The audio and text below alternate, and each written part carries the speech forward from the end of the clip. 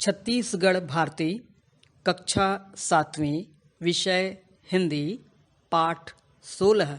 पाठ का नाम है काव्य।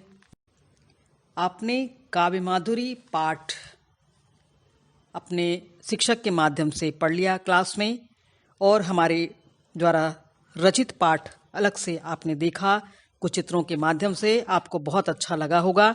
वैसे भी उसमें कान्हा जी के बारे में दिया गया है, उसके बाल्यकाल का वर्णन भी है, तो आपको पाठ पसंद आई होगी, मैं जानती हूँ। लेकिन कुछ शब्दार्थ हम देखते हैं।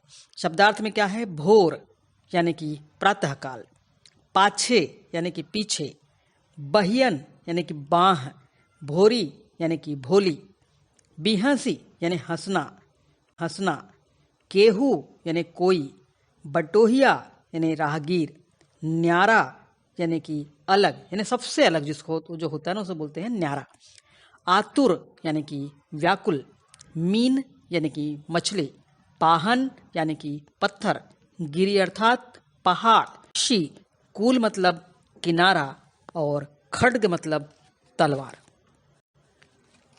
बच्चों, इस काव्य माधुरी पाठ में आपने अलग अलग पंक्तियों के माध्यम से कविताओं को देखा है।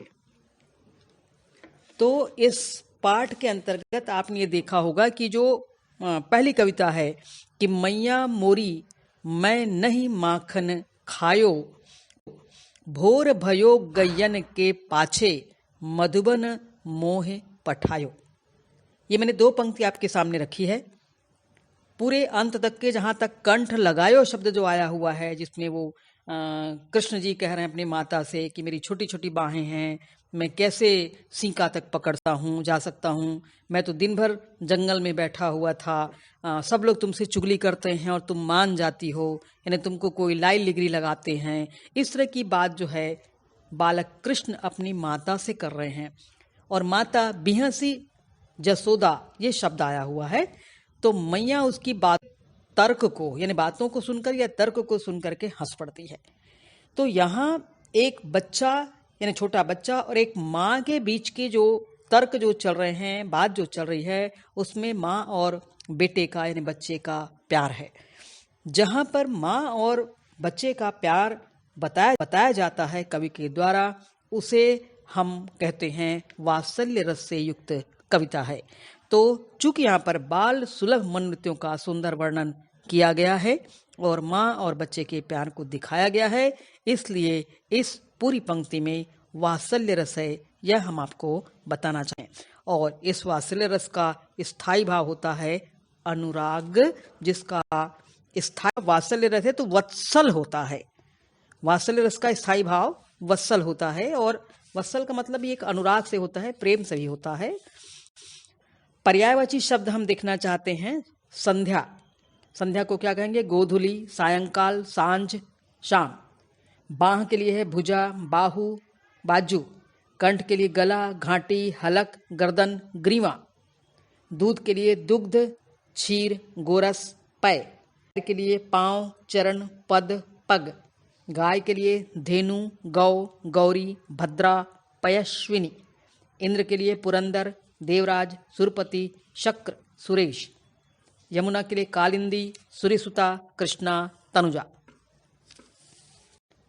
इस पाठ में 3 या 4 कवियों के बारे में बताया गया है। जैसे एक कवि हैं वहाँ पर जिनका उल्लेख है सूरदास।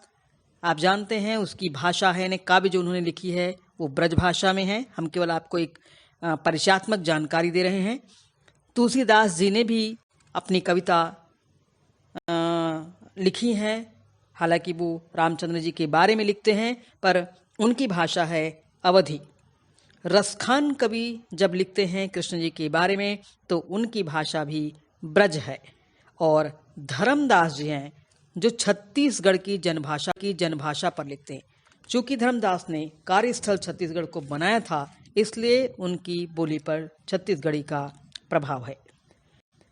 कुछ हम श्रुति समभिन्नार्थक शब्दों को देखते हैं, जिसका मतलब होता है कि 2 शब्द होते हैं, दोनों बिल्कुल आपस में मिलते जुलते लगते हैं, एक जरा सा अंतर उसमें होता है लेकिन अर्थ बहुत भिन्न होता है।